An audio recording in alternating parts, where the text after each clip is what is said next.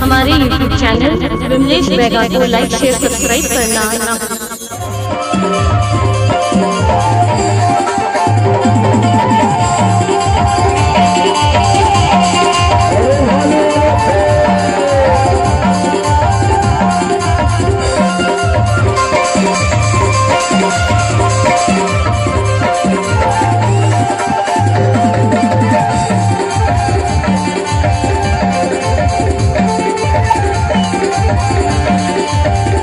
Vimlesh music editing आपका हार्दिक स्वागत करता है।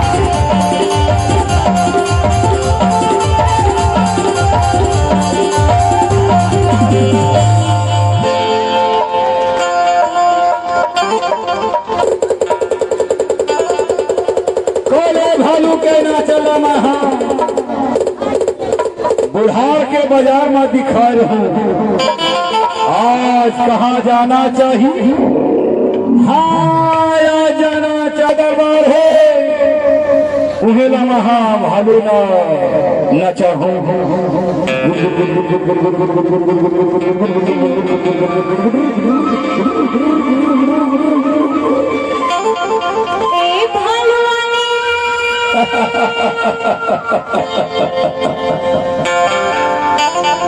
काय मोर छोटे किसानी भालू की नाचेला दिखाना का।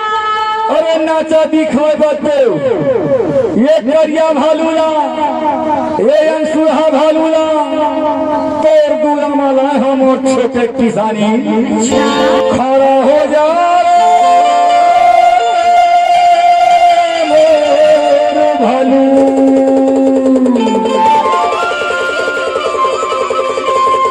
छोटे किसानी लेके दूरा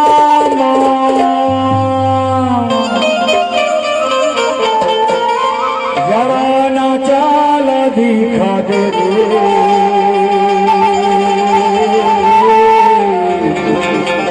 छोटे किसान के पूरा। हमारे YouTube चैनल विमलेश बैगा को लाइक शेयर सब्सक्राइब करना न भूलें।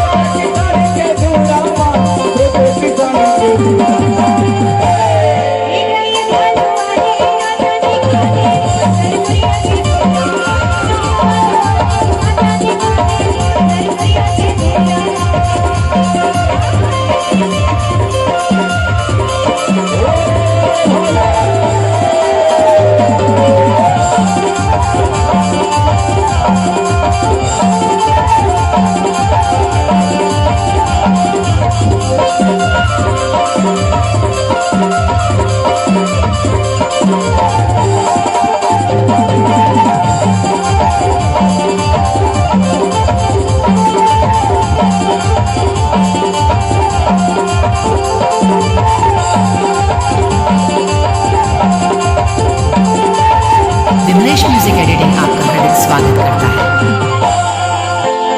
अरे टना टने खड़ा हो जा मोर भालू और पहली कर ले नमस्कार तो देखे बड़े छोटे किसानी खोला थे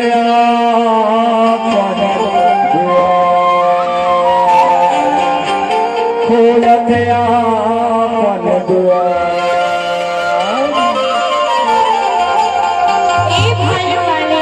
मोर छोटे किसानी तोर भालू से मोर घर गुड़िया के दूरा न झरवा भगवाने के थोगा।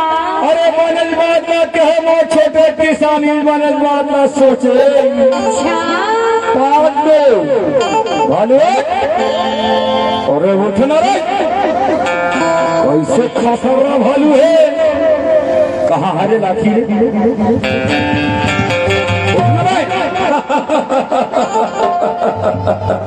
छोटे किसानी के दूरा मजा के हमारे YouTube चैनल विमलेश मेगा को लाइक शेयर सब्सक्राइब करना न भूलिए। और गरीब दुश्मन के ऊपर मजा के खड़ा हो जाओ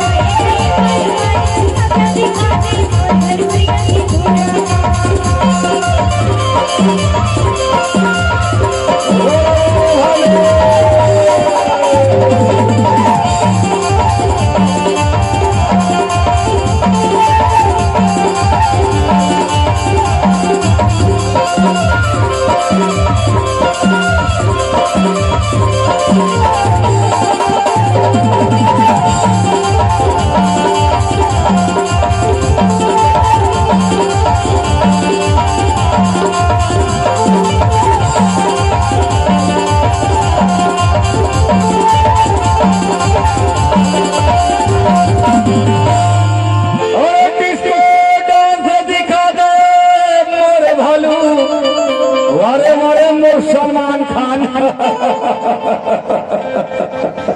देखैया बजावत है ताली